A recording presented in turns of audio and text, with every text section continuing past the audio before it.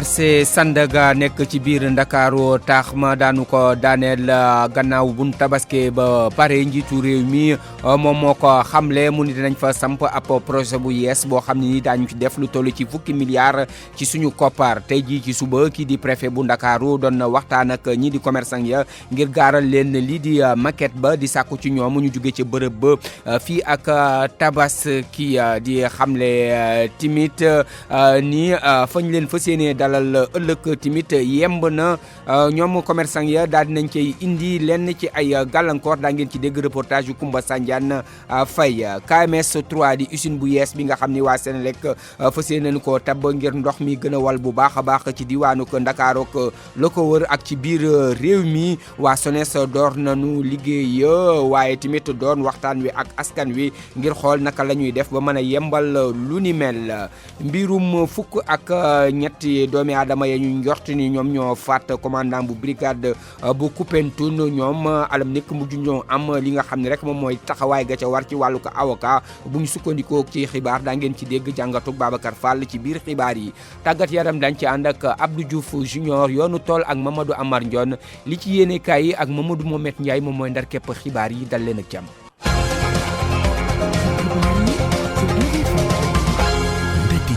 Amady Ndiaye moom moo nekk ci machine bi gannaaw bañ leen nuyuwaatee rafetlu seen àndandoo ak rajo Futur Média kon nañ ko waxee ca bopp ba marché Sandaga daanu ko daaneel bu ñu jullee ba pare di tax mu mag ma di ab décision boo xam ne ni njiitu réew mi moom moo ko jël ñi nga xam ne nag ñoom ñoo yëngutu ci wàllu commerce daal dañuy rafetlu procès boobu nga xam ni dëxëñ nañ ci lu toll ci fukki milliards ci suñu koppar ngir yeesal ko ak méngale ko ak jamono waaye nag la ñu bëgg moom moo di mbir moomu buñ ko yemalee ca marché Sandaga yeneen marché yi ci réew mi tamit nañ leen yeesal Amadou Sabar Ba. Dakar xat na lool te li ko xatal bokk na ci marché yu bëri yi ñu nemmeeku rawatina ci centre ville bi gouvernement bi jël dogal ngir indi ci ay pexe gannaaw ba mu bëgg a yeesalaat li nga xam ne mooy marché Sandaga bu ñu sukkandikoo ci nga xam ne xam-xamam dafa màcc ci wàllum urbanisme bi le dogal faw ñu boole ci acteurs yëpp docteur Cheikh Gueye nekk ci Enda Tiers Monde. boo gisee Sandaga daanaka ni mu yaatoo léegi moom moo jël li nga xam ne mooy avenue Blaise Diagne bi yëpp jël ba avenue Cheikh Anta Diop loolu yëpp extension marché bi ak continuité bi nga xam ne moom la indi moo tax foofu yëpp kenn mënatu faa dox kenn mënatu faa gaare ni mbir yi pëccëxoo loolu yëpp dëppoowul ak yoon yi nga xamee ni moom la urbanisme tëral. yeesalaat lii di marché Sandaga UNACOIS yeesal mi ngi koy rafetlu bu baax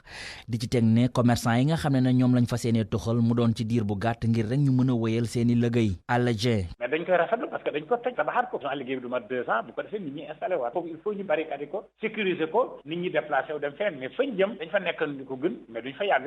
bis bu yëf yi pare dañuy dellusiwaat ñi ngi ñaan nag su yëf yi pare ba ñu dellusiwaat ñoom ñu fa amoon place ñu nekk prioritaire. yenn commerçant yi dañoo ñaawlu luñ leen boolewul ci bile projet UNACOIS yeesal di xam ne rafetlu nañ doxalinu nguur gi. mënuñu impliqué ñëpp responsable la ñu war a impliqué état buy jëf day jëflante ay responsable man fekk naa rencontre bu am chambre de commerce boo xam ne responsable Sandaga yëpp ñu nga fa woon. bi bâtiment bu yees bu ñu fas yéene tabax fii ci Sandaga dina toll ci juróomi étage ministère bi ñu dénk wàllum urbanisme logement ak lii di hygiène publique di xam ne benn cantine duñu ko tabax ci kaw yoon wi maanaam voie publique yi. Amadou Sabar Ba tey jii ci suba préfet Ndakaaru mi nga doon jàkkaarloo ko ñi di commerçant yi doon leen gaaral lii di maquette ba waaye di fàttali rek ni faw ñu jugee ci bërëb boobu fii ak tabaski ngir mën a dem ca dalluwaay yu bees ya nga xam ni ciblé nañ leen ba pare fañ leen war a dalal waaye commerçant yi ñoom indi ci yenn ci ay réserve la ñu gis rek moom moo di war nañ ko xoolaat ba pare délai bi ñu leen jox daal ñu daal di koy yokk Koumba Sandiane Faye ma nga fa woon tey ci suba. ña nga xam ne ñoo fa nekk également ñu trouvé leen loo xam ne moo gën dëppoo ak jamono. wax ji fare na boor marché Sandaga dañu koy daaneel plan bu yees bi ngir defaraat ko ñu daal di koy présenté délégué commerçant yu marché boobule préfet bu Ndakaaru di woo ñi nekk ci pegg ba ñu jóge ci bërëb boobee laata tabaski Alioune Badara Samb. bâtiment principal Sandaga dañ koy reconstruire ba mu gën a nekk parce que aujourd'hui tëj nañ ko kenn néew fa mbalit mu mën a daanu 2 jours au lendemain nit ñi accepter rejoindre sites yi nga xam ne daan leen fa yóbbu mu doon ay sites provisoires provisoire mais boo jógewul foofu duñ mën a liggéey bâtiment bel noonu ku ko bëggoon tey daaneel wala nga reconstruire wala nga def ci ay kii mais falaa budda ñi ko wër ceinture ko il faut ñu jóge fa. gannaaw bañ leen xamale ak boobule plan bu yees lenn ci commerçant yi jàppe ko rek ni ñu ko déggee du ne anam bi ñu ko rëddee ci lépp la ñu ànd ñenn ñi gis ne li ñu leen appal ngir ñu jóg ci bërëb ba dafa gàtt lool Jibi Jaxate benn délégué. léegi loolu mooy suñu problème waa information yi nag jàll na léegi on rendra compte à qui de droit peut-être que après la tabaski dinañu ubbi ay négociations toog waxtaan fixer les modalités nu ñu koy doxal parce que ñun ñoo bëgg ku ñu tabax. bile plan bokkul ak ba njëkk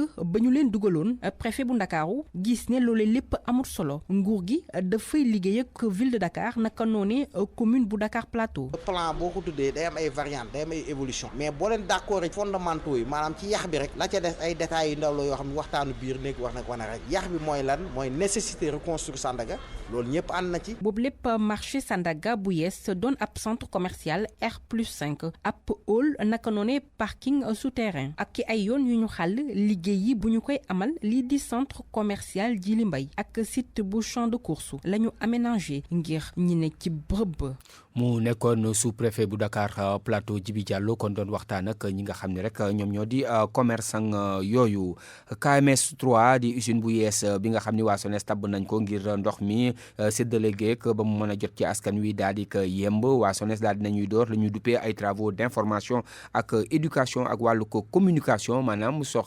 fexe ba jokkalante beek askan wi ak wax leen lépp lu jëm ci wàllu liggéey ba na mu tëddee door nañ ko la ñuy xaar ci askan wi nag moom mooy ñu mën cee indi seeni gis-gis ngir fexe ba lépp li nga xam ni moom la ñu bëgg ba indi saafara ci njànkum ndox mi mën a yemb fii ak atum 2022 ñoom nee nañu lu toll ci 200 millions ci ay litres bis bu nekk la ñu bëgg di wàcce ci Ndakaaru ak la ko wër Pape Balla Gueye 2020 mooy waxtu wi nga xamante ne moom la SONES xamle ne dinañu daal di indi ndox bu doy ci biir Ndakaaru Charles Fall directeur général bu SONES muy xamle ne projet KMS 3 bi nga xam ne nag mu ngi jar lu tolloog 200 fukk ci ay milliards muy xamle ne nag dina tax ñu daal di mën a tontu ci bëgg-bëggu askan wi. bi daanaka fii ak lu néew at fii ak fin 2020 incha allah projet bi dina jeex pour que nit ñi gën a mën a am. projet goo xam ne nag terewul faw rek ñu daal ci amal ay waxtaan loolee directeur général bu SONES di ko xamle donte nag képp koo xamante ne yëkkati nañu la jot nañ la jox ndàmpaay. daanaka képp koo xam ni waroon nañ la fay sa ndàmpaay fay nañ la ko daal di génn na lu toll si juróomi milliards ci suñu xaalis moo waral tey am na ñoo xam ni fa ñu nekk sax moo gën a naat moo gën a taaru fa ñu jóge woon projet bi daanaka tuyaux yi yëpp. tàllal nañu lu gas ëpp. yenn jafe-jafe yoo xam ne moom la askan wi di jànkonteel bu ñuy def branchement sociaux Momar Cissé mi nekk vice président bu ASCOSEN muy xamle ne xelam dal na ak projet bi gannaaw ba nga xamante ne fas yéene nañ ci taxaw bu baax a baax. dëkk kaw yi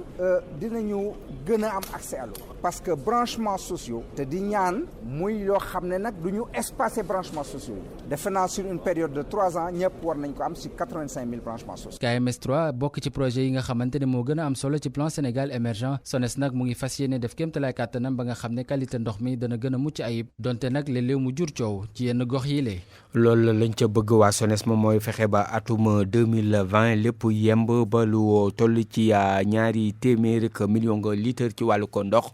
bis bu nekk ñu waa di koy wàcce ci diwaan wi wala ci Sénégal ngeen di wéy di déglu xibaar yi ci rajo Futur Média fanweeri simili ak juróom-ñeent ñoom ñoo bootu ci ñeenti waxtu. pour man RFM mooy rajo bi gaaw ci xibaar yu wóor. RFM xibaar yu wóor te wóor. mbirum ñañu njorteef ni ñoom ñoo faat commandant bu brigade bu gendarmerie bu Koupentoum ñoom toll ci fukk ak ñett démb yóbbu nañ leen ca kaso ba waaye nag la ca leer moo am ci lu ñu leer ñun waa RFM moom mooy bañ leen di déglu daal amuñu woon njàppandalu ko ñii di ko avocat comme ni ko yoon di sàkkoo loolu nag nekk loo xam ne nii ñu jàpp ne ak jalgati la leeral yeeg Babacar Fall. gendarmerie mbaa deful njuumte gi ñuy wax ci droit. vice de forme maanaam nga juum goo xam ni mën naa yàq lépp lu tribunal sumb ci topp nit ndax fukki nit ak ñett yi nga xam ne jàpp nañ leen ci mbirum faatuk commandant Tamsir Sané gi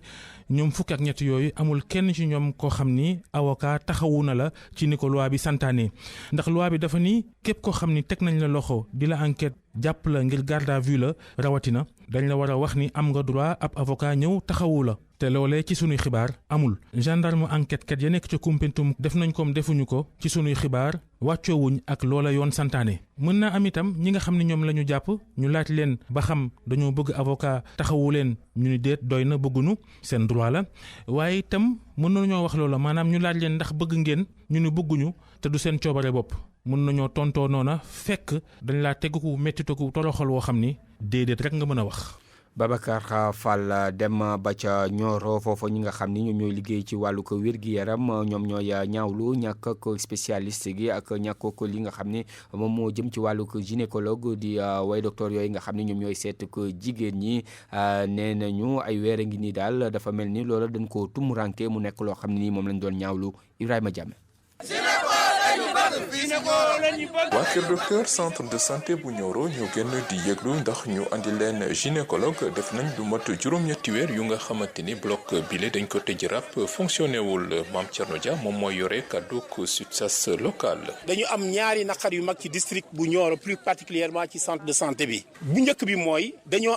amatul docteur buy opéré fii jigéenu wérul yi war a mucc te am jafe-jafe amatuñu ku leen di taxawu fii ba mu indi ñun dañuy dem di leen yóbbu ba Kaolack di leen yëgal ci ay ambulance mu nekk loo xam ne day yokk suñuy jafe-jafe ci mbirum am doom mi te dañ ne dañuy nekk ci émergence kon war nañu deg moyens yëpp pour loolu bañ a amati bu ñuy xeex ba wàññi ko ñu dem jël médecin gynécologue fi nekkoon mu dem mais ñun dañuy am problème boobu nag ñuy ñaan autorité yëpp yi nga xam ne ñoom ñoo fi nekk ñu taxaw ci parce que population bi ñu ngi ciy souffrir. conséquences yi ci ñàkkum gynécologue fii ci centre de santé bu Nioro nag kenn mënu ko nag évacuation d'urgence di faral di jur musiba. Kaolack ak fii ça fait 60 et quelques kilomètres une heure de temps de voyage la booy xool nit ñi duñu nekk jàmm dañuy tiit est-ce que di nga teel a egg doo teel a egg looy fekk Kaolack léeg-léeg nga dem Kaolack ñu ne mënuñu ko jël loolu aussi c'est un problème dañuy dem ay Touba fu nekk ñu fay jàllale en tout cas jafe-jafe bi nga xam ne mooy tax ndeetal am doom bi kuy am wala kuy am doom bi jeex mooy bloc bi fonctionné suñu amee ko am problème césarienne bu ñëwee rapidement ñu jël ko régler ko mais di jëlaat tegaat ko bu ko poste évacué mu ñëw ba fii ñu yenuwaat ko jëm Kaolack loolu xamatuñ lan la te nee nañ ci émergence lañ nekk. agent de santé yi de di xamle ne andi fii gynécologue baax na waaye nag fexe ba mettre ko ci condition yu nga xam ne dina fi mën a toog liggéey moom moo gën ñu profitoo nag ci ndaje bi di laaj seen remboursement dette bi nga xamante ni waa SEMU ñoom ñoo ko yoral ci prestation agent poste de santé yi buñ ko xayma dem na ci lu mot 200 millions ci sunu koppar. Ibrahima Diame Nioro rajo Futurs Médias. jugee ñoo ni coow ba ca Ndar Géej ca daara ju mag ji ñu duppee Gaston Berger foofu moom assemblée daara jooju di maanaam kuréel ga nga xam ni moom moo ko tënk ñu ngi daje ci suba ba léegi ngir waxtaane lépp lu jëm ci wàllu ko dàquk ñeenti étudiants yooyu ñu fa dàqoon gannaaw fitna ga nga xam ni moom la ñu defoon ca bureau kii di recteur ba gannaaw ndaje moomu nag assemblée université boobu ak étudiants ya dinañu amal ab conférence de presse daañu ci ñëwaat ci suñu yeneen ak xibaar. dem geek dikk gi di wéy di metti di tagga témbe ci réewum ci biir Ndakaaru la ko waral moom moo di embouteillage yu metti yi nga xam ni moom la ñuy jànkonteel ñii di dawalkat yi nag gis ni naam samp ay taleek yu nekk lu baax la waaye nag faaw ñu xoolaat la nga xam ni moom moo di jikko yi ak doxalin yi te lépp sàmmoo ci li ñu duppee code de la route reportage yu Anna Rocha. ca rue Saint-Louis bu nekk ca point E circulation bi jamono yi mu ngi daw normalement ab commercial mu ngi soog a gaare otoom bu ndaw embouteillage yi nga xamante ne moom la ñu nemmeeku fii ci Ndakaaru bëggatu ci dara. métti na torop surtout période tabaski bi nga xam ne nit yi ñu ngi préparé nekk ci préparatif yi. compliqué na torop ñu ngi tabax ay tali et tout. taxul embouteillage bi wàññeeku. daanaka li ni mel du lu bees Abdoul mu ngi war a toll ci lu ëpp tuuti juróom fukki at bitim réew lay faral di nekk bokk na ci li tax du bëgg a ñibbi si yenn say Ndakaaru embouteillage yooyu. moom lañ dundoo moom la ñuy kee ba démb rek ci mujjee Colobane lañ commencé 2 heures man def naa fa ba 4h30. waaw démb mais accident war na am ay service spécial yoo xam ne yu normal yooyu fu mu amee rek ñu remarqué ko oto bi dem. lu tuuti oto bu crevé wala benn ñu ñàkk fay du tee nit ñi. est-ce que loolu c'est norme. bu weesoo ay mesures préventives yi nga xamante ne moom la kilifa ñuy dénk wàllu transport urbain bi war a mën a jël Abdoul dafa gis ne dawalkat yi itam dañ ci am wàll. wóor la su oto dafa crevé panne bi dalee woon da lay signalé nga xool noo mën a defee nga bañ a pété nit ñi lu mel noonu nit ki dañ ko war a def ay amende embouteillage nit ñi ñoo ko créé. donte ne nag waa CETUD sax jël nañ yenn saay ay dispositif ngir wàññi tuuti embouteillage yi ci Ndakaaru mu ngi wëy te ci waxtu yi nga xamante ne moom la ñëpp di dem wala di dikk ci lay gën a metti. kuréel gi taxaw juk ngir ñu féexal kii di Tayib Socé ba léegi di wéy di biral li di taxawaayam loolu nag wéetuñu ci ndax dinañ ca ànd ak waa ONG Jamra loolu nag ngir fexe ba bor bi nga xam ni moom la ñu gàll ci loosuk kii di oustaz bi ñu dajale ko ba mën ko delloo ci loolu sax ñuy xamle ni am na compte bu yees boo xam ne nii ubbi nañu ko Mame Matar Gueye lañ ciy déglu bu ONG Jamra ci jokkoo mag Nafissatou Sila. comité de soutien bi ñu sampoon ngir taxaw Tayib Socé ak mboolem famille am ñu ngi gërëm di sant ñëpp ñi nga xam ne muy ci fii ci réew mi wala boog ñu nekk ci diaspora lamboon nañu seen poos ngir mën a taxaw Tayib Socé ci nattu bii ko dal bu ko defee numéro de compte bañ leen joxoon dafa nekkoon numéro boo xam ne kenn ci ay mbokkam moo ñu ko abaloon à titre provisoire ndax pression bi dafa amoon doole lool ndax nit ñi dañu xëroon ku nekk yàkkamti fob sa dërëm def ci voilà léegi nag yàlla dogal na banque bi jox nañu benn compte bu neutre donc bële léegi clôturé nañ ko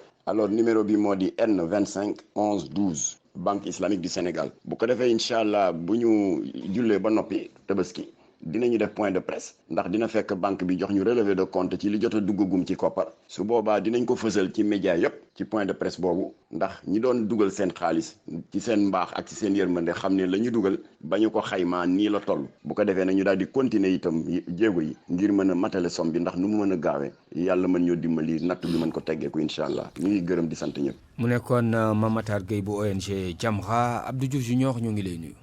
maa ngi lay fay Alaaji Ndate Diop. RFM Sport. tàggat yaram basketball ak équipe nationale bu jigéen ñi lañ koy doore. ak 12e gaynde bi nga xam ne jamono ji ñu ngi waajal bu baax a baax afro basket bi amee fii ci Ndakaaru ca Dakar Arena ñoom nag waajtaay bi li ko xaw a jafeel moo di ne amuñu koppar yoo xam ne mën na tax ñu fexe ba supporter yëpp mën a dem foofee daal di fay supporter gaynde yu jigéen yu Sénégal donte sax jamono ji compétition bi moom ngir yàgg foofe lu xaw a jafe lay nirool. dañ ciy déglu kii jiite 12e gaynde Issa Laye Diop lay wuyoo. waxtaan bu ñu war a def ñun ak waa fédération de basket xool jumtukaay yi ñu war a jël pour que mobilisation boobu mën a nekk lu mucc ayib loolu nag dafa laaj ay moyens logistique ak moyens financiers mais moyens financiers yi dafa des ñun amuñu moyens yi nga xam ne ni moom la suñu mission laaj mais kenn ku ci nekk di nga def li sa kéemtalaay kattan moo tax ñuy lancer appel fédération ak ñëpp ñi nga xam ne ñooy jàppale sport Sénégal demander aussi les bonnes volontés les sponsors ak partenaires stratégiques yi nga xam ne ñuy gunge sport bi chaque fois bu sport taxawee loolu nag ku ne war na ci dugal loo xam ndax fu ñu jëm muy arena am na matukaay rëy goo xam ne nii laaj na taxawaayu Sénégalais yëpp mais foofu duñ fa wéet ndax ni ma gis nii donte nag am na gàllankoor bu ndaw muy approche fête bi xam nañu Sénégalais yi bëgg équipe nationale Sénégalais yi cofeel bi ñu am seen équipe nationale Sénégalais yi cofeel gi ñu am ci sport moo tax ñu ngi mobiliser wu pour delloo njukkal ñi nga xam ne mooy suñu kilifa ci bijou bi ñu jox muy arena bi waaye delloo njukkal équipe nationale Sénégal bi nga xam ne ni at yëpp ñu ngi dem dañu indil ay raaya yu am solo.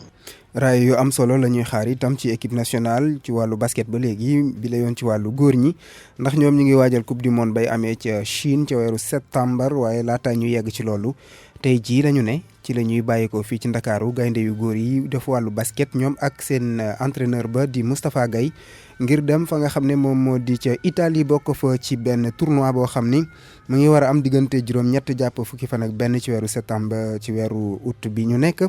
laata ñuy jàll ca Turquie daal di fay bokk ci ñaareelu li nga xam ne moo di tournoi de préparation suñ fa jógee nag le 16 fukki fan ak juróom benn ci weeru août bi ñu ne la ñu ne ci la ñuy dikkaat fii ci Ndakaaru ngir wéyal seen waajtaay googee jëm ci coupe du monde bu basket ci wàllu góor ñi bay amee ca weeru Chine ca réewum Chine ca weeru septembre Alaaji Ndate Diop ba léegi ci wàllu basket boobee jàppaleen ni groupe yi moom xam nañu na mu tëddee ba noppi tey jii nag la ñu doon fësal groupe yi nga xam ne Mali Angola ak République démocratique du Congo ci la ñu bokk ñàkkul ne dégg ngeen Yacha Soda Thiam fësal sànq ci suñu xibaar yu ñu weesu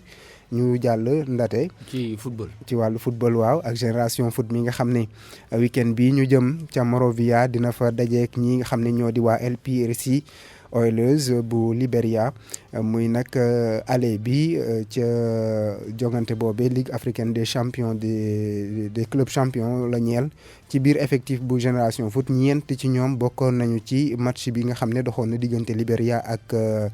Sénégal jëm ci wàllu éliminatoire u CHAN bi. GF di Génération Foot dina jóge Ndakaaru ëllëg waaye lépp loo xam ne aju na ci boobu la waajtaay dañ ciy déglu Talla Fall mi nga xam ne moo yor seen jokkoo ji. match léegi yooyu yëpp ci ay détails lañ koy gagné mais bon yaakaar naa ne aussi tamit joué woon quelques matchs de championnat doon na ci baax doon nañu mën a permettre aussi tamit ñu mën a gën a xam fan la ñu féete mais terewul jotoon nañu am ay match ak équipe nationale yi nekkoon fële centre Jules Bocandé ak yeneen i équipe donc ak loolu ak xale yi nga xam ne ñoom ñoo nekk équipe nationale donc dinañu mën a apporter seen plus donc li wóor mooy match bi dinañ ko jéem a aborder avec beaucoup plus de sérénité, de calme, mais aussi d'envie et de détermination. Donc loolu xam naa ne moom mooy li nga xam ne nag moom mooy mën a def différence ci wàllu boobu. Mais on croise les doigts en se disant que on pourrait faire un bon résultat ci yàlla àndee incha allah. mu ngi noonu ci wàllu football ba léegi bi la yoon ca bitim réew jàppaleen ne commission discipline bu CAF daal dinay joxe dogal tey jii ñeel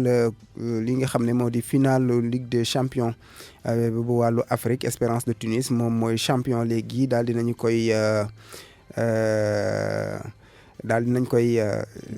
dëggal waaw daal nañ koy dëggal waaye nag jox nañu ay sanction ñaari club yi jury bi dafa décidé ne Wydad moom dafa ñàkk match boobule di final retour ba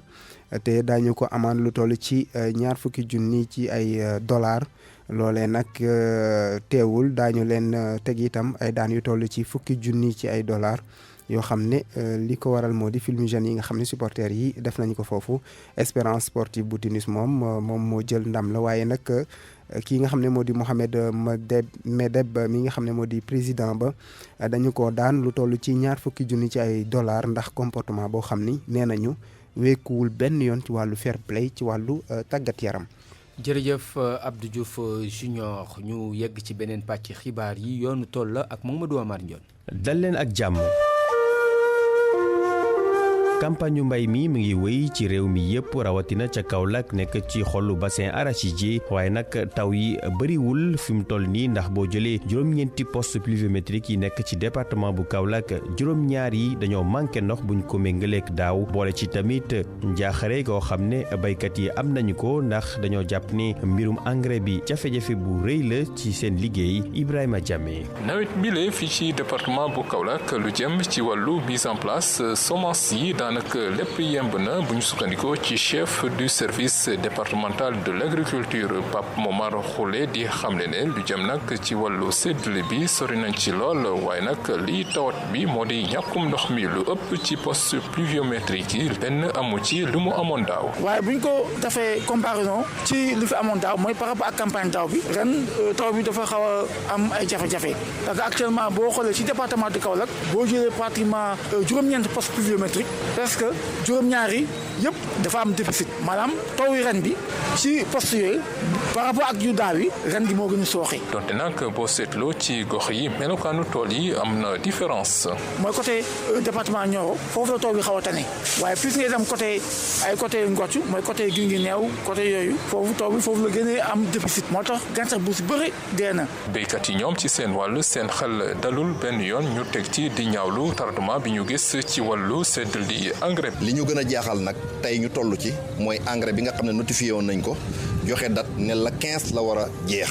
baykat bi toog gisul ndox jënd jiwu xasamaan tawut état yëkkati ay milliards def ko ci gerte def ko ci engrais boobu ne si da koo suspensionné baykat bi war ko jël def ko ci tool yi mën a gut koy jënd ndax amul lum lekk amul gisul ndox moom jiyee jiwum nu muy jëndee engrais di ko fa teg kon nag na yokk na prolongé affaire bi. nawet bi nag nii la tëddee bari ay préoccupation lool bu dul ñàkkum engrais di ñàkkum ndox mi nga xamante ni tax na ñax amul ba jur gi sonn na lool. ca Diourbel beneen zone bassin arachidier bi mbirum ñàkkum taw mi feeñ na sax ci xar kanamu baykat yi am am na si ñoo xam ne sax ñaari yoon ji nañ ko ngir am yaakaar ci suuf si mu andil leen ay njëriñ li ñuy dundee sax jafe-jafe la rawatina mala yi. Babacar Diouf. lim fi taw a gum boobu ak léegi boo koy xool weesoogul juróom-benn fukki millimètres ci diwaanu Njaareem yépp ki ko xamle di directeur régional du développement rural Pierre Diouf. daaw dafa teel a taw le 27 juin ren dafa yéex a taw le 24 juin le 24 juillet waaw le 24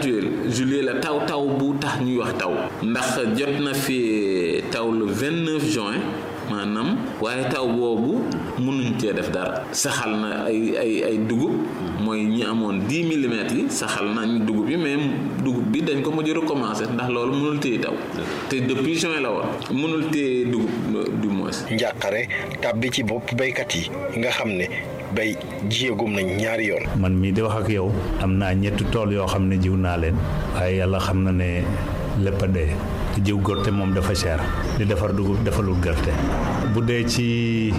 jur yi aussi dara amatul benn garab bu ñu gor amatuñ ko ñaar li ñu dentoon muy réserve dundu alimentation jur yi jeex na. waaw jiwoon nañu ba mu sax waaw ñu dem ba ay jamono mu wow ñu jihaat bi mu tawaatee nag jihaat na fekk na ñu jihaat mu sax na. taw yi bareegu fi sàq si dara nekkatu ci te nag fi mu toll nii dara woneegul ne taw bi mu ngi ci yoon wi. jërëjëf Babacar Diouf Ibrahima Diame Aïssatou Sow ak Abdou Thiam ñi jàpp ci xarale gi yéen ñi ñu déglu tamit ñi leen di gërëm bu baax ci teewlu bi yoonu tool fii lay yem ñu leen di dig daje àllarba bi di ñëw.